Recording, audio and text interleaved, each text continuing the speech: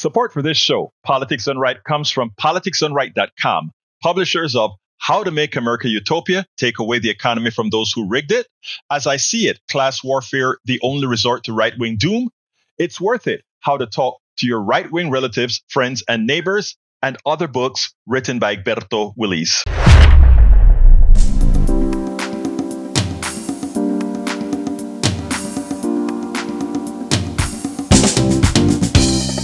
Welcome to Politics Done Right. I am your host, Egberto Willies. This is a progressive program that will take the mystery out of politics. This is the program that will encourage you to make sure government becomes we the people. Whether you are liberal, progressive, conservative, or otherwise, you get to air your point of view. We are an independent media outlet that, unlike mainstream media beholden to corporations, we only owe allegiance to you. Remember, you can also send me a tweet at EGBERTOWILLIES. That is at Egberto Willies. Let us engage. It is Politics Done Right. Welcome to Politics Done Right. My name is Egberto Willies, your host. Good morning, Houston. Good morning, Texas. Good morning, everybody. Can you hear me, Jack? Testing, can you hear me? Well, yeah. Great, folks. How's everybody doing this morning? We are going to have a great show for you today, folks. We are going to have a great show today. Anyway, good morning to wherever our signals get to you, whether it be Northeast Texas, Southeast Texas, Southwest Louisiana, Northwest Louisiana, every nook and cranny receiving our 100,000 watt transmitter. Folks, remember who did that? You did. Anyway, before we get any further, let's throw it to the studio. Good morning, studio. How you guys doing this morning? Well, so far so good. The tin cans and string are holding up. And let's see what else is going on. I spent the weekend celebrating my granddaughter's birthday. Yay! All right. This is my youngest. She's 10, and the oldest is like 18, and she owns the world. It's her world. She's just letting us live in it. She has good self-esteem, a little too much self-esteem, if you ask me. But she's a teenager. What do you expect? So it was a good weekend.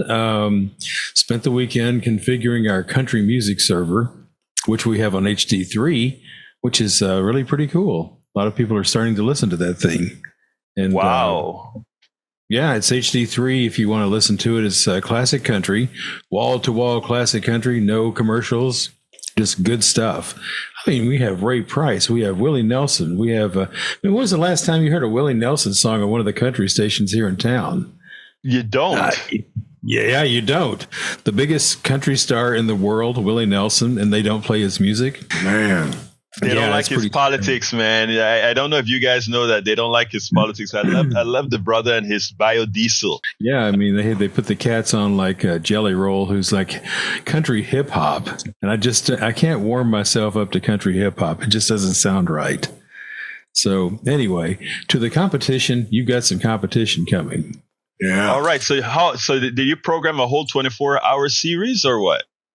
Yes, it is 24 hours a day, 7 days a week, wall-to-wall classic country, Ray Price, let's see, Willie Nelson, Charlie Rich. When was the last time you heard a Charlie Rich song? Yeah.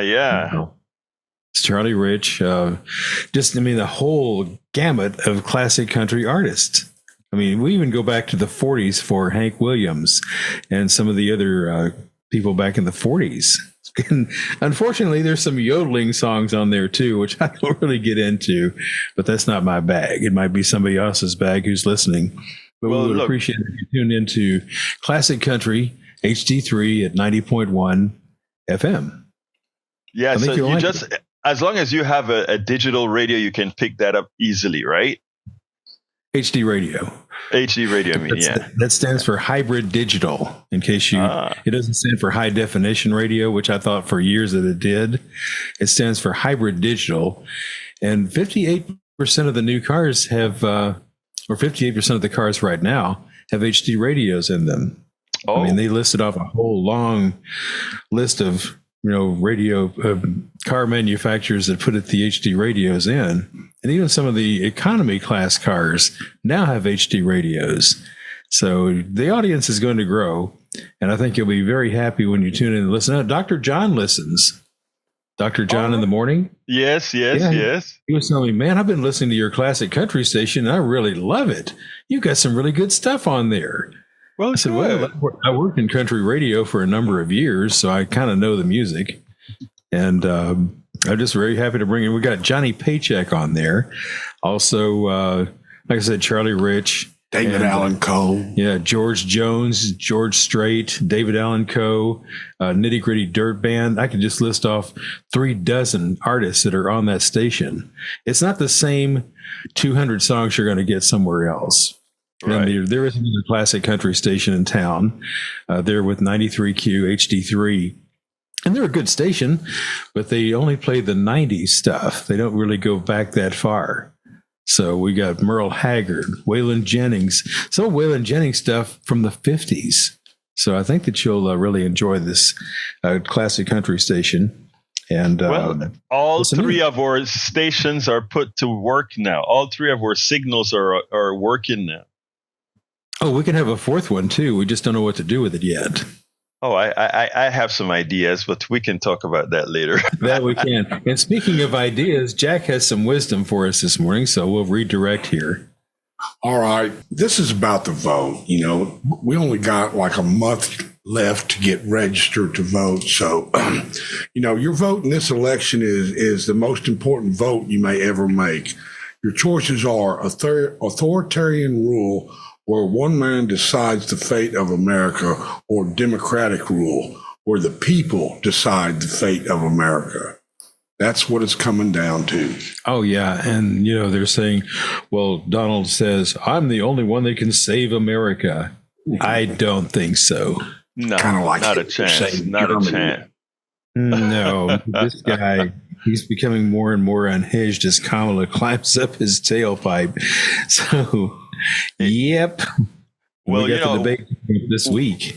And it should be interesting. The debate will be as successful as the people who ask the questions, but too often they defer to Donald Trump and not ask him any substantive questions, just ask some silly stuff. So what I'm hoping is like Kamala Harris. Yeah, I know. I hope what she does is redirect questions. Yeah, it's stuff he would know. What did you have for breakfast this morning? Yeah, and how is this going to help the American public? What kind of car do you have? What was your most exciting trip to Disneyland? This is the kind of stuff they're going to ask him because he's an idiot and he can't answer any real questions. That's why we're hoping that he does that they ask the questions the right way. But we'll see. I was watching Morning Joe this morning, and they were almost teasing the interviewers to do the right thing. It's like, guys, go do the right thing, or otherwise we're going to talk about you. But I don't know that anybody cares. Play hardball. They're going to play hardball with her. Yeah, you can bet they will. But they know when here's a nice little lob for you there, Donald. You should be able to answer that one. What is your favorite McDonald's menu? Yeah. Okay. I tell you what, there was a question that they asked him about what specifically you would do for childcare. His answer was childcare is childcare. And then he said a whole lot of other stuff that made absolutely no sense. And he was at the economic summit, I think in DC or one of those places. And or New York, I don't remember where it was. And they gave him an ovation. I sat down there and I'm like, what? Nobody knew what he said. Well, they were just amazed at the ability to form words, I suppose. Anyhow.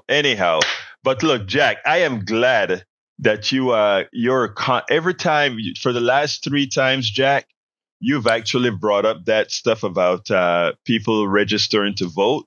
And thank you for doing that, because it is important. Folks, they purged 1 million people off the rolls here in Texas. Now, let me just be fair here. This is not something non-standard, okay? The rolls are constantly purged to remove dead people, to remove people that have moved, etc. but they're framing this 1.3 million folks that they've removed in a form that try to imply there's some sort of a voter what is it, something that's untoward. In other words, that this is a voter illegal stuff going on that they're trying to solve. None of that is true. But what is true is that they will err on the side of removing people that shouldn't be removed. So please, as Jack said, and I'm glad Jack, I hope you remind us about this every morning. Sometimes I get so taken up with a particular policy. The most important thing that we need to tell folks to make sure you register to vote within the next 30 days, because again, you don't have much time. You have to register to vote within the next 30 days. In the case of Harris County, you can go to harrisvotes.com to see if you are registered or if you've been removed from the rolls. I did that for the entire family about a week ago to make sure that we were still on the rolls. I'll be doing it on a weekly basis to make sure that the crooks in Austin do not remove us from the rolls. And everybody should be doing that as well. Everybody should be checking periodically between now and the election, actually between now and 30 days before the election, that you're not removed from the rolls. It's important because the only way for them to win is to cheat. Right now, Americans are getting very smart. They're becoming very aware of what's going on. It's so much so that even Colin Allred is in the hunt. And when you see Liz Cheney comes out and says, I will be, and I am not a fan of Liz Cheney's policies, but the fact that she sees the dangers of Donald Trump and his cronies like Ted Cruz and others, the fact that she sees that and that she is willing to put her weight behind a Democrat, that is almost blasphemy, guys. But that's what she's doing. That should tell you something. Guess what? Texas is in play.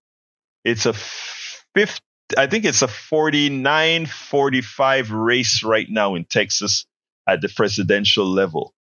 And it may be closer from the real polls on the senatorial level between Ted Cruz and Colin Allred. So what we're looking at is people waking up, people seeing what's in their best interest, and they're starting to act. Over the weekend, I wrote one of my newsletter, a Substack newsletter, and it was from the one of the programs that I did here last week. I think the title of the article that I wrote was called "Multiracial Organizing is Required to Make America We the People, Not We the Oligarchy." And it's from one of the programs that we did here where we discussed Reverend Barber going into Appalachia and all these other places where there's white poverty, heavy duty white poverty, some 35-40% of the population in Appalachia, sometimes more, 50% of the people are on federal assistance, et cetera. And Barber goes into these regions and has people in these regions trying to show that the commonality of poverty, whereas poverty, folks try to make it a racial issue. Poverty is an American issue, but the plutocracy does it in such a manner that it plays on people's racial weirdness. And after I wrote that article, I got a great message from one of our listeners, Ira Denver. And when I read the note, I didn't know how to feel about it because I know the work that we're trying to do, not only to unite people, but to get people thinking on their own, to get people thinking in their best interest. Because if you think about your personal best interest as a middle class person, as a working class person, that in general is the best interest of us all. And he pointed out something that I hope is changing. And I don't want to say hope but I want to further say I know it's changing. I'm going to read the answer he gave me. It was a pretty long answer he gave to the essay that I wrote, that the news article that I wrote. And he wrote the following. He said, Egberto, thanks for spotlighting the work of Reverend William Barber and the Poor People's Campaign. You write, statistically, while Black and other people of color disproportionately experience poverty, but you also point out, numerically, there are more white people. U.S. population is roughly 60% white, 30% Black, Hispanic, and other. But later you say social safety nets are often stigmatized as programs that disproportionately benefit people of color. This comment appears to contradict your earlier correct assertion. Safety net programs and some other public service do, in fact, disproportionately benefit people of color. And he's right about the how I expressed it, because if people of color are disproportionately poor, I'm not saying mostly, I said disproportionately poor compared to the white population, what happens is that mean the aid that goes in, you would think is disproportionately skewed towards, let's say, Black and brown people. Because again, proportionally, they are more in poverty. Unfortunately, I should have expanded more on that as well to Ira Denver, because there are programs that farmers get, that because of discrimination, farmers of color are steered away from. And in fact, there are several lawsuits out there that says, hey, we are due this from the government because of the farming bill, etc., that they don't get. So there are a whole lot of these programs that should benefit everybody of a certain economic level should get IRA that they don't. But that's not the most important part of Ira Denver's response. He says, if white benefits more because they are numerically more impoverished whites, then shouldn't we point this out to white people? Problem solved? Not so fast. Ira was being tongue-in-cheek there, and let me explain why. He says, racist hatred is so deeply ingrained, whites would rather cut off their nose to spite their face than concede any perceived advantage to Black folks. Evidence, and he brings out the evidence now. And this is what he says. But I want you to, I'm going to make a positive comment after his forced links here. He says, the notorious swimming pool trend. Community pools used to be a centerpiece in many communities. But faced with laws to end racial segregations, towns drained their pools and filled them with dirt, even though numerically white families benefited much more from those pools. He also pointed out, number 2, a Virginia school district closed its entire public school system for 5 years. Same reason. Yes, it disproportionately affected white students. But again, as he says, people would cut their nose and spite their face. The third example he gave, the town of Cairo, Illinois, home to many thriving businesses, dwindled to almost a ghost town for essentially the same reason. It never recovered. Rather than have desegregation, they decided to just let the businesses go under. Arguably, most significant of all, this is still from IRA, Congress never adopted universal health care because white racists saw it as given to Black folks, even though, you guessed it, whites would benefit much more. Sunday morning is often called America's most segregated hour because churches can't be forced to integrate. Thus you say, he's talking about what I say, addressing poverty, healthcare, and labor rights without confronting the racial divisions that undergird these issues limits the effectiveness of any progressive movement. Multiracial solidarity is essential, exactly. Otherwise, it is filling pools with dirt. No easy answers. To me, it boils down to marketing, But that, my friend, is a whole other conversation. So says Ira. That response is a powerful response to what I wrote, because what I constantly say is we have to focus on economics.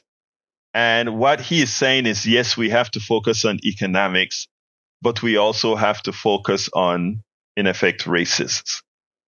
And my contention to that is I can't change somebody's heart, but I can change their minds.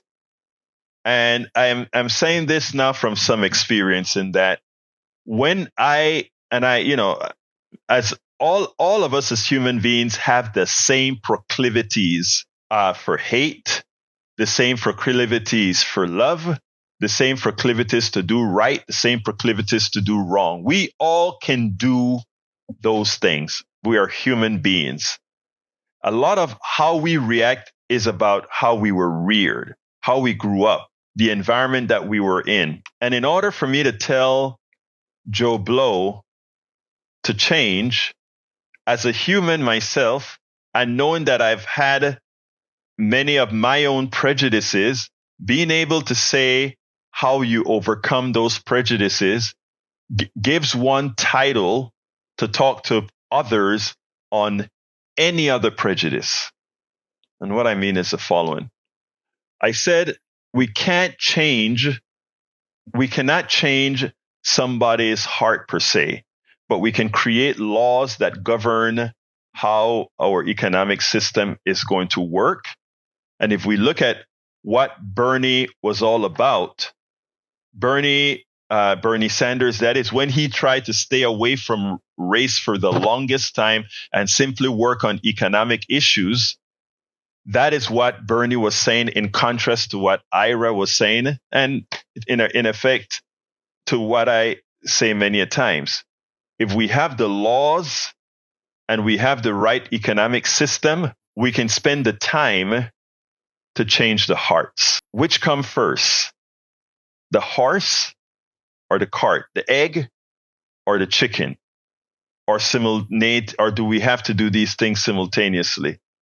We don't have the time to do them simultaneously, is my contention. We have to have the economic system and we have to have the laws. And then we can work on proving to everybody that, you know what? The racial divide is a figment of the plutocratic system. It's something that was designed to keep people separated apart so that we don't all come together and see who the culprit really is. The culprit isn't the other. The culprits are the executives sitting down in making the economic policies of the country. You change the economic policies of the country by law, and you work on the hearts that's been maimed, that's been harmed, that's been hurt. When people call me by names and I tell them, "Are you having a bad day?" It is recognizing that most of the blame for the way folks are, I generally don't put on them initially, but in the system in which they were reared, in the system in which we were all reared, in that system that foments hate. When you look at how Donald Trump practices his politics, that is what we have to see. And that is what I make sure to put out there. So to my brother, Ira Denver, that was a very important reply, a long reply to the article that I wrote. And I hope I gave an acceptable response that you were able to get. But if one person wrote that as a response to that article, and by the way, that article is titled Multiracial Organizing is Required to Make America We the People, Not We the Oligarchy, because they're all tied in. But it's how and what do you cover first, in my humble opinion. And one last mea culpa, why I take many of the stances that I take. I've always spoken about I am from Panama, so I have several identities for those who like to think, for all of us who should also think identities. I'm Black, I'm Latino, I'm Caribbean, I'm West Indian. All those are the different things that define, from my part of the world, that's a standard identity. If you live in Colón, Panama, or Limón, Costa Rica, or Honduras, or the western, the east, if you live on the northern in some places, or eastern coast of Central America, that's who generally, and you have pigment, that's generally who you are. Now, we were all reared down there to be fairly homophobic. We were reared down there to be fairly sexist and to some extent misogynist. Not as much misogynist, but sexist. And that's what I brought to me to America. And learning and learning and learning and having women take me into their arms and teach me, not only mentally was I able to rid myself of homophobia and sexism, but also change the heart, because it's not enough to know things intellectually solely, but there's this sort of muscle memory of the brain because of how you were reared. If you were reared a racist, then even as you know it's wrong, even as you know, I say it's wrong. It's not only wrong, it makes absolutely no sense. It's stupid. Even as you know that, because of how you were reared, there's still that little angst in there that causes your reactions. When you go and embellish yourself into that which you feared, or that which you were ism against, racism, sexism, homophobia, whatever, that solves the problem. In my case, being around, working where women were leaders, I'm talking about strong women leaders, working with them in these different groups that I've been a part of, that not only solved my issue with, on a mental part, racism, my sexism mentally or intellectually, but it also solved it from the heart. That now it's not even a thing when I think about women leadership, when I think about being subjective to women or whatever. And the same with homophobia. When I started hugging my gay brothers and realizing, oh, I don't feel like, is there somebody watching me? Is somebody seeing it? I've really overcome, not just mentally, not just intellectually, but from the heart. I hope that bit of rambling that I just gave on these particular issues made some sense, and not only made sense to others, but could change some initial behavior and altogether change their mindset. Anyway, we're going to start taking calls, my dear brothers and sisters. I have videos, but if we don't get to it, you know where to find it. politicsandright.com/newsletter, politicsandright.com/newsletter. Please give us a call, 713-526-5738. Again, that number is 713-526-5738. Anyway, let's go to the phones. Come on in, Harry. Good morning, Brother Egberto. Good morning, Magic Jack. And good morning, Howard. Congratulations to your granddaughter's birthday. And thank you, Howard, for playing one of the songs that I requested a long time ago, Exoticus Paul Taylor. Anyway, let me get into what you were talking about, Egberto. Ira Denver, he makes a lot of sense in that article. He's absolutely correct. And I mentioned this on the show a month ago when you're talking about racism and you're talking about homophobia and sexism. All those things are taught. And I'm going to go back to Empire Strikes Back, that movie when Yoda was teaching Luke how to be a Jedi Knight. When he says in there, on that planet, or Yoda's planet, where he was teaching them, you must unlearn what you have learned.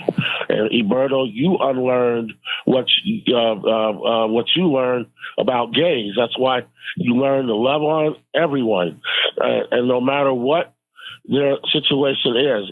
People's ideology, you can unteach that racist ideology.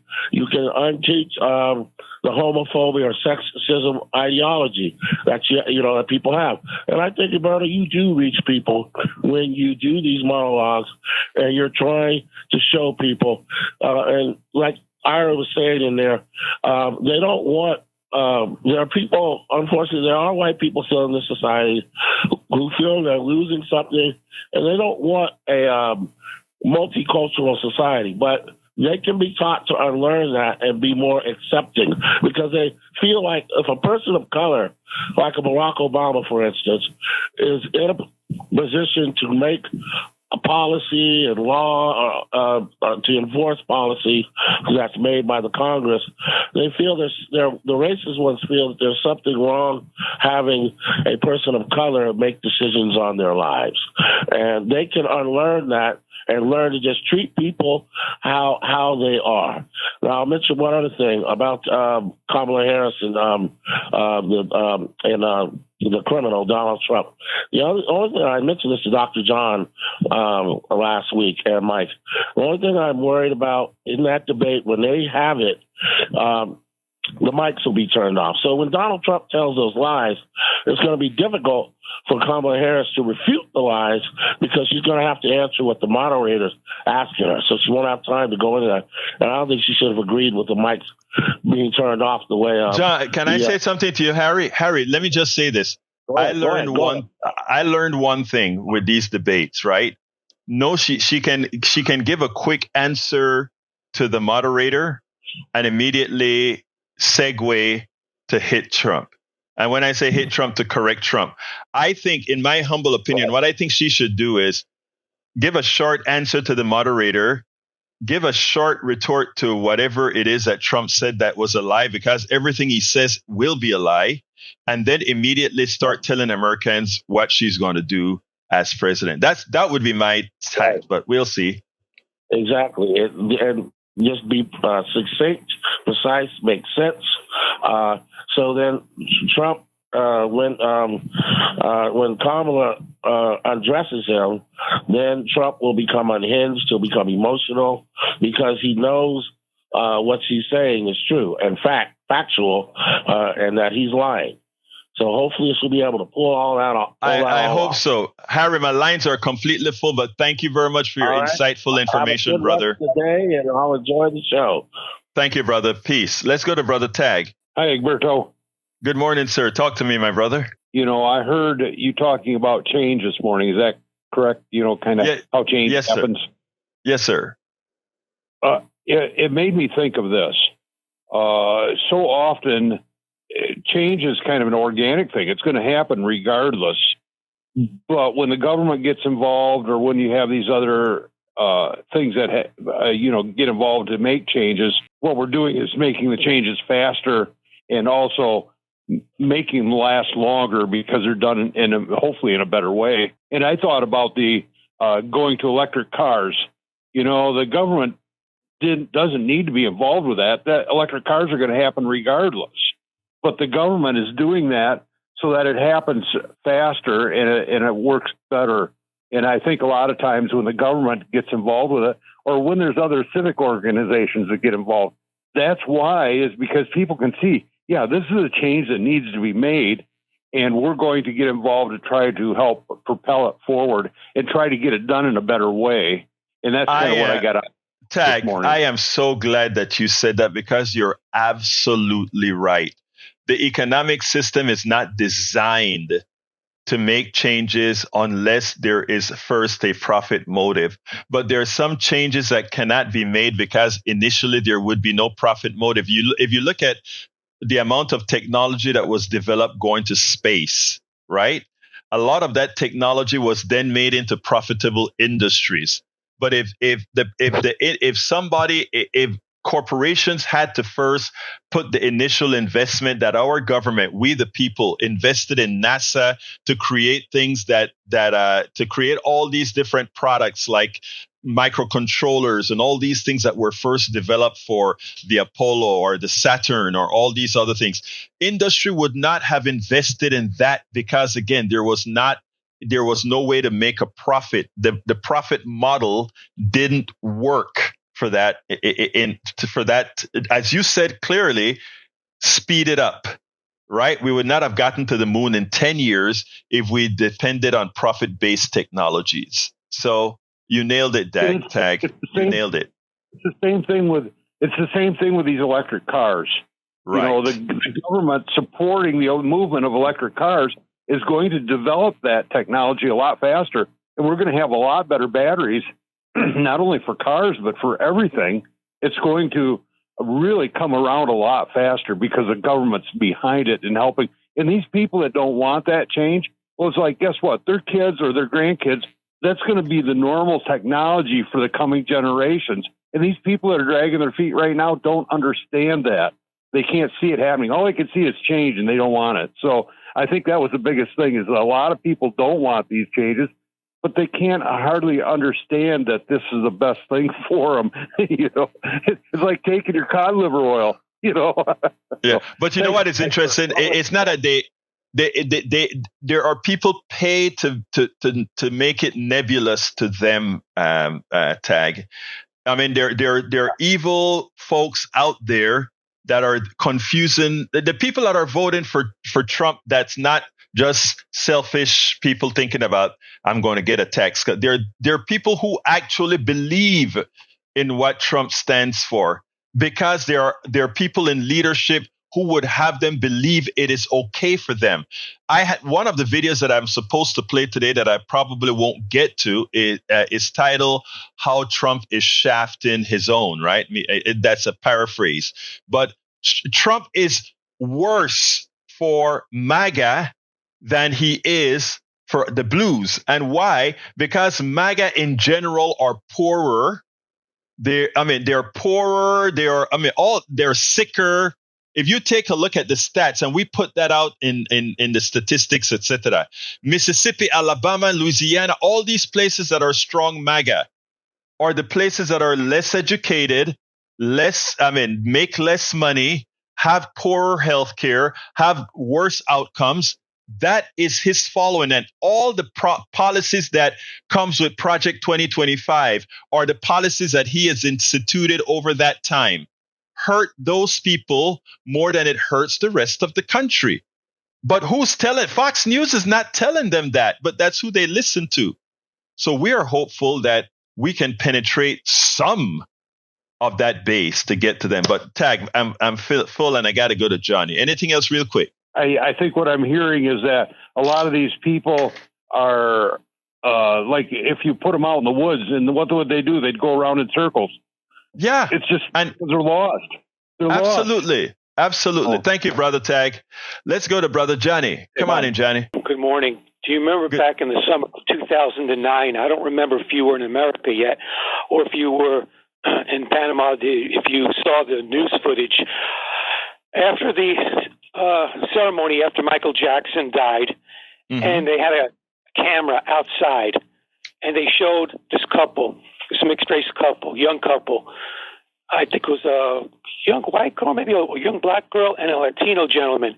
And they looked so profoundly, deeply saddened, as if they just lost a member of the family. And my heart went out to them. And as they're walking alone together on the sidewalk, there's a police officer, a white police officer nearby, just standing by himself, guarding or whatever. And he could see them. And she glanced at him quickly, and then they averted their eyes because that's the last thing they wanted or needed to see. And I thought to myself, I wonder where the humanity is in that policeman. Did he feel any humanity towards them at that moment? I would have liked to have been a reporter out there to follow him down and track him down and have a one-on-one with him like you do with these callers. That's what I would have liked to see. Because even though you say we can't change, how did you say you want to change their mind, not their heart? Is that what you said? No, what I said is that I can change their minds. I can't change their hearts, right? The heart, or I shouldn't say I can't change your heart. Changing your heart takes so much longer. I mean, and I use myself as an example.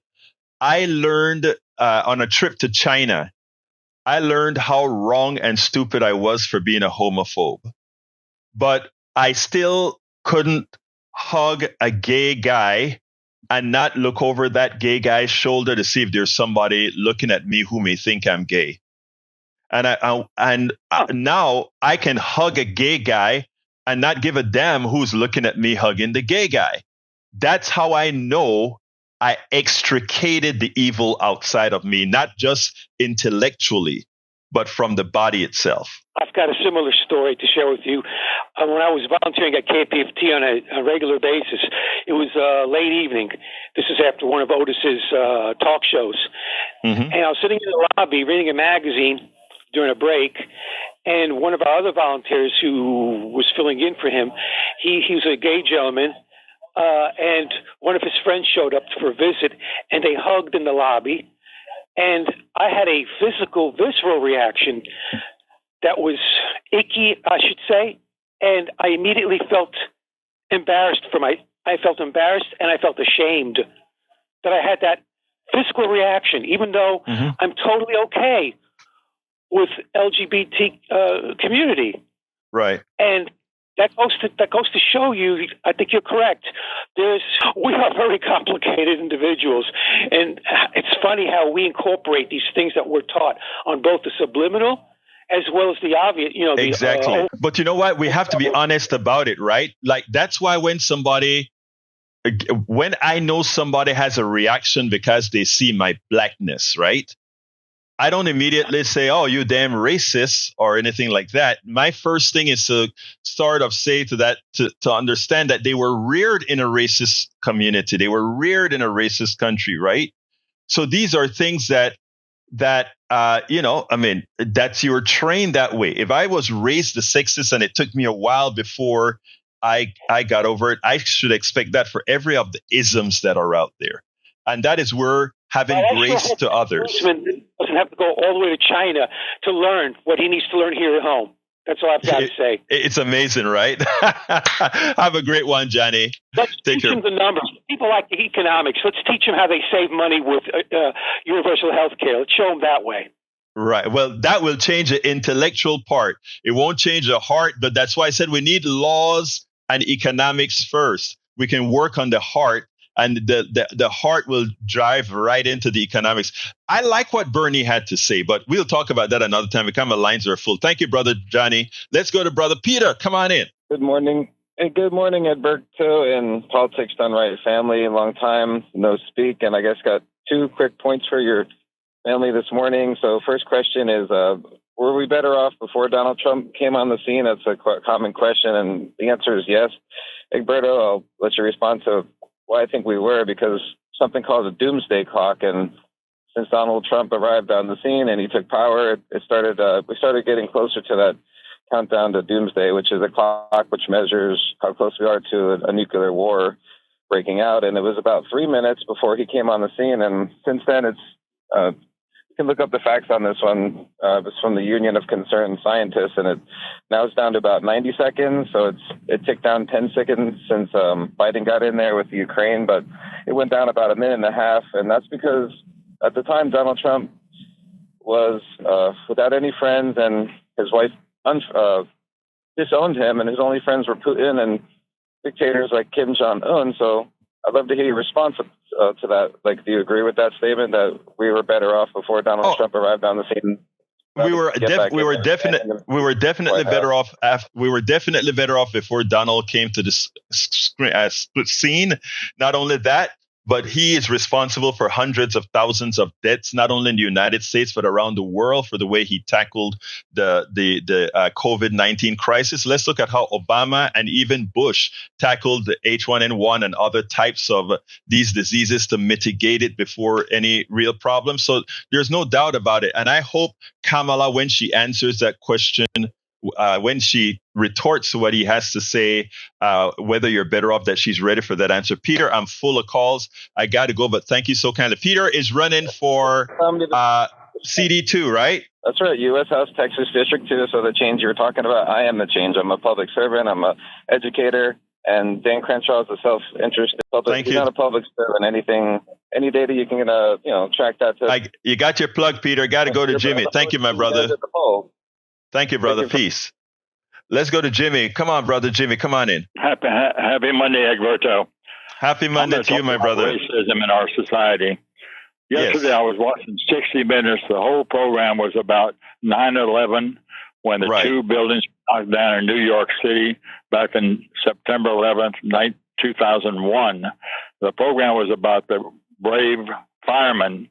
I did not see one black fireman. They take those jobs and pass them down to their sons and their brothers, and they keep the fire department white, virtually all white. And that's a lot of the reason why a lot of the black families are poorer than the white families, because of the hiring policies of many of our big institutions. They just hire white people, their white friends, et cetera, and they don't hire the black people. And for many years, they were only hiring black people for janitors, garbage men, and shoe shine boys. And that's changing. Let me But, just say this, Jimmy. Let me just say this. First of all, you as a white guy, folks, I know Jimmy personally. Jimmy's my buddy. It is you getting that out of that program on 60 Minutes tells me a lot about you.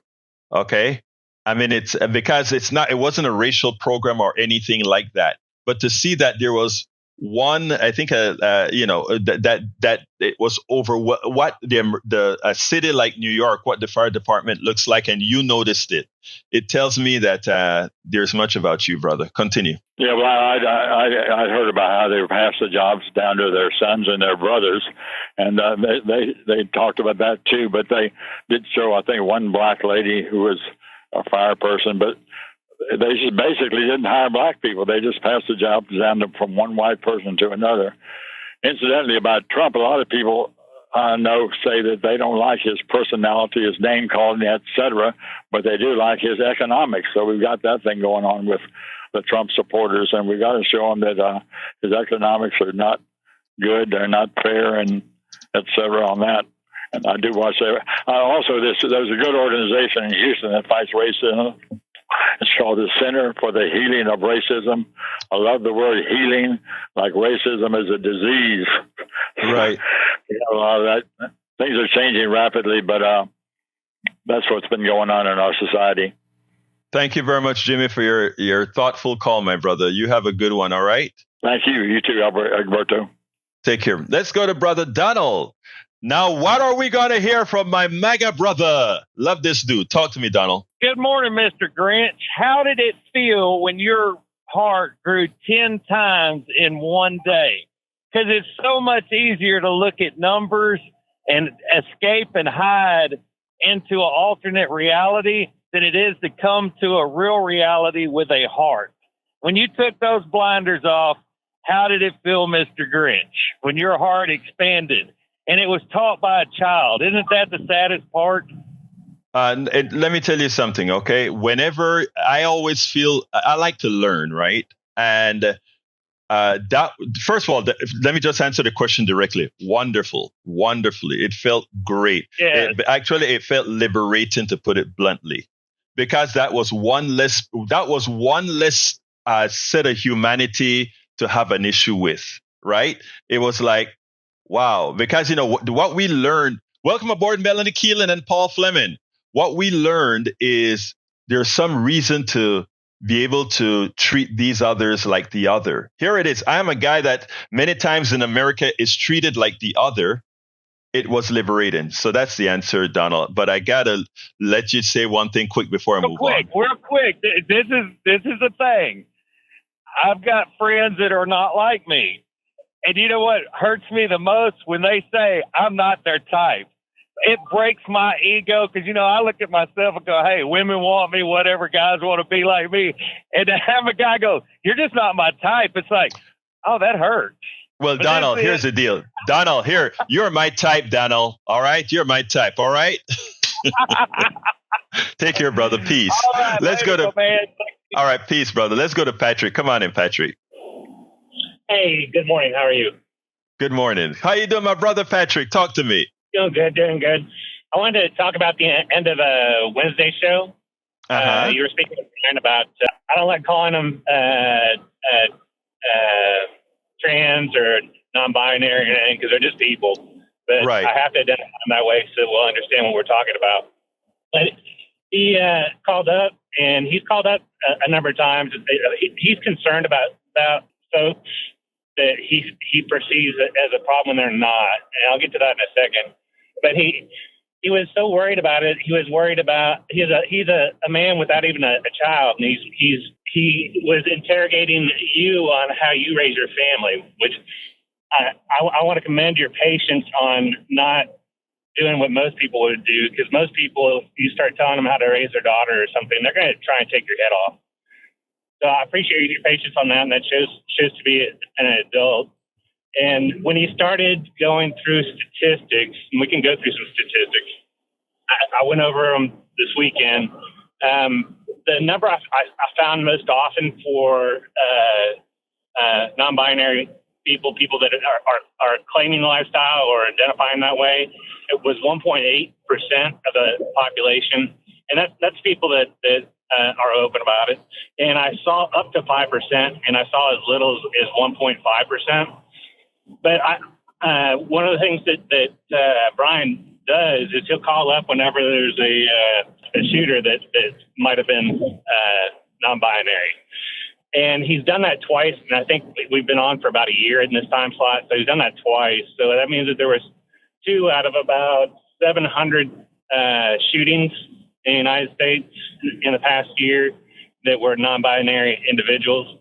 And when he put that up against it, the most common 1.8% of the population, that means that a white person is approximately 10 times more likely to shoot somebody than a non-binary, or a white man, I should say. So to be fearful about that is, what his words were, is stupidity. He said that what you were talking about was stupidity, but what you were talking about were facts. And then he got in your business about your family, which is that weird meme that the Democrats are doing, and it's working. And I mean, it's a really good example of it. There is no there. And the campaign against these poor people has been set up by billionaires that just hate. Exactly. Elon Musk put a lot of money towards this, and I think it's because of his daughter.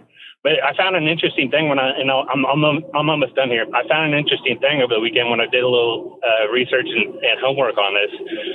It's very, very common for a man late in life to actually discover that he has a female brain. And so that's probably the least likely people to be the quote unquote woke to me. So they're not even identifying accurately the folks that are going through this. Patrick, I hear you. I got to go because Brian is waiting now, and I have to give him his 2 minutes. But thank you, my brother. Appreciate you. Have a good day. You too. Let's go, Brian. Come on in, my dear brother, Brian. You're on, Brian. There? Yes, I'm here. Okay.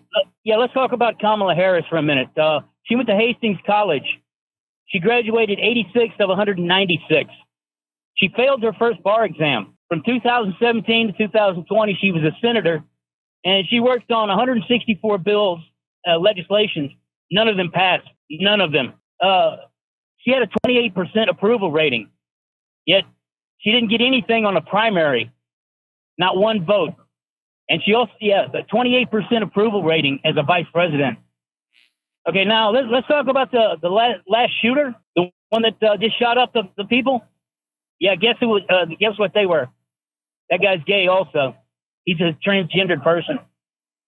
The FBI comes up with the stats that says what a mass shooting is. So no, it's not. You need to check your numbers. I'll wait for a response. I really don't understand. Okay, I don't understand you, Brian. I don't understand where that concern comes from.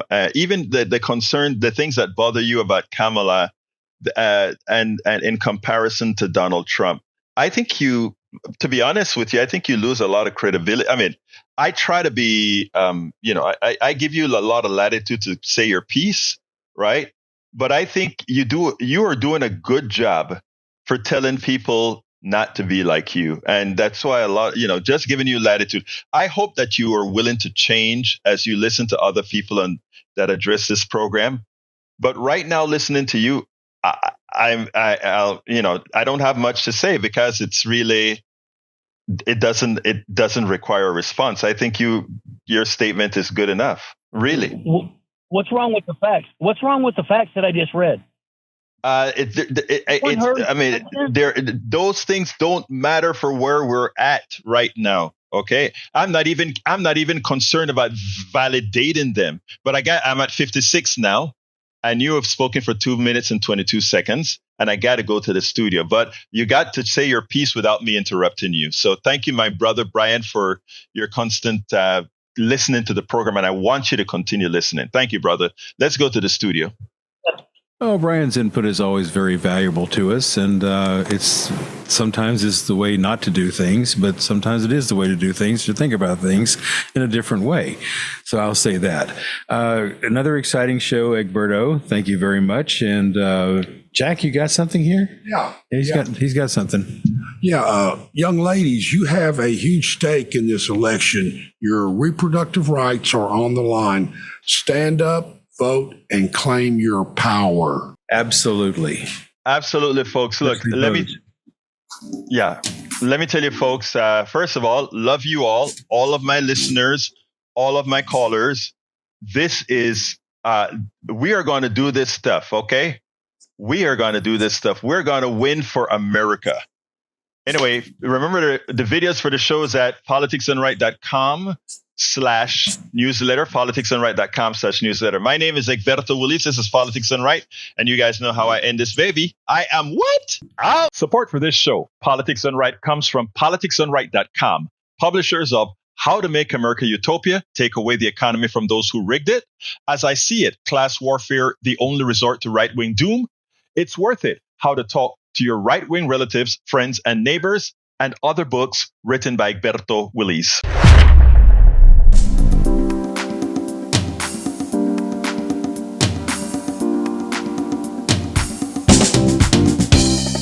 Welcome to Politics Done Right. I am your host, Egberto Willies. This is a progressive program that will take the mystery out of politics. This is the program that will encourage you to make sure government becomes we the people. Whether you are liberal, progressive, conservative, or otherwise,